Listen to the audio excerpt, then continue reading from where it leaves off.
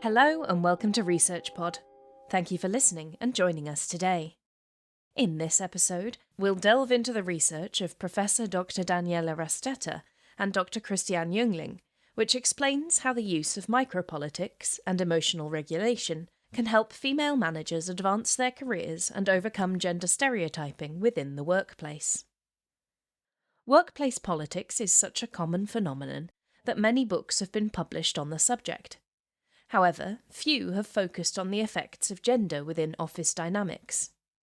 Professional workplaces are still a typically male-dominated arena, especially in relation to leadership roles. This creates pressure and confusion for female managers around how they should behave.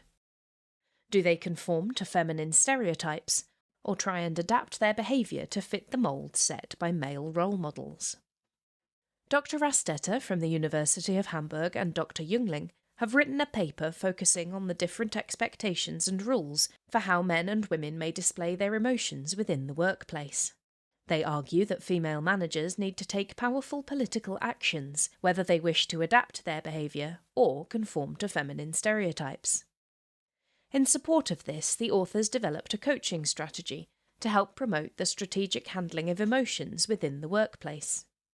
They hope this guidance will enable women in leadership positions to identify any stereotypically gendered expectations and develop their own tactical responses.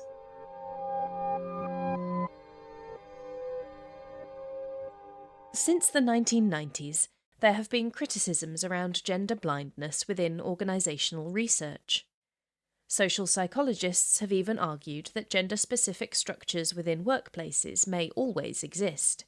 Their rationale is that employees will continue to resort to gender stereotyping in professional interactions if this behaviour also persists in non-professional contexts. Dr. Rastetter and Dr. Juengling highlight that there are also differences in relation to gender stereotyping. In Germany, male manager stereotypes perpetuate, meaning leadership roles are associated with male characteristics by both men and women. Often, gender stereotyping within the workplace positions feminine characteristics as emotional and masculine characteristics as more rational. Whilst organisations no longer view emotions as a disruptive factor for business, the authors believe different rules apply for both men and women around how their emotions should be shown and regulated. Another key area of Dr. Rastetter's and Dr. Juengling's research is the relationship between gender and power within organisational politics. In this context, power is defined as the assertion of a person's will against another, with and without resistance. Informal power struggles are very commonplace in business settings and in organisation research referred to as micropolitics. Key tactics include creating coalitions with colleagues, networking and self-promotion, but also pressure and sanctions. Micropolitics is mostly expressed through our communication with others.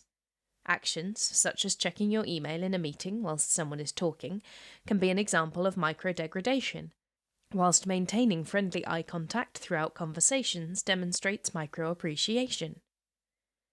Dr. Rastetter and Dr. Juengling believe that beyond a worker's professional qualifications, improving a person's competence in handling and expressing micropolitics is a principal factor for success in the workplace. Dr. Rastetter and Dr. Juengling are convinced that micropolitical competence is a strategic skill and have developed a coaching model to help advise individuals, particularly women, how to incorporate this within their professional careers. The micropolitical competence model is composed of 4 elements, including professional competence, activity competence, social communicative competence, and self-competence. The first element is self-competence, which focuses on what you are willing to do. The authors emphasise that micropolitics requires a positive approach.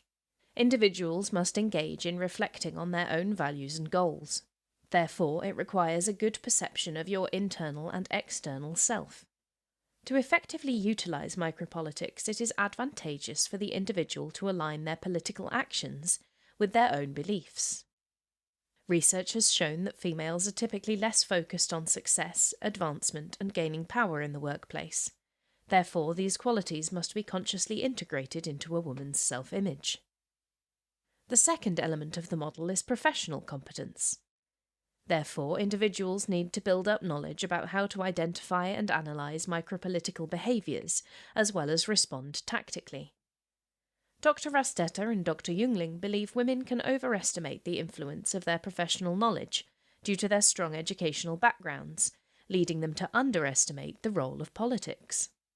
An example of this is to overlook the impact of gender stereotyping in the workplace. The third element of the model is acting competence, which focuses on what actions individuals should take in relation to micropolitics.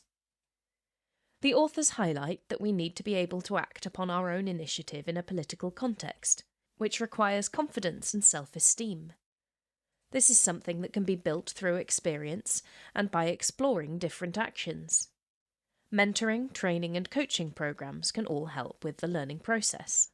The fourth and final element is social communicative confidence, which is the ability to interpret how to act amongst colleagues and work partners within specific social contexts.